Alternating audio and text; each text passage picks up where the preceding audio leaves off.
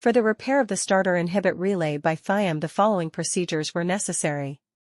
Replacement of various electronic components and general cleanup of the unit.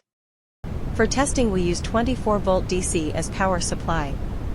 After we turn it on we see that the LED lights up and the starter inhibit relay responds accordingly.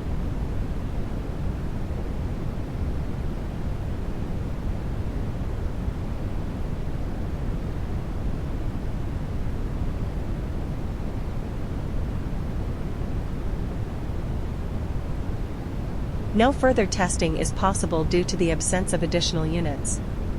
It is now clear that the starter inhibit relay by Thiim is working successfully and is ready to be delivered to the client.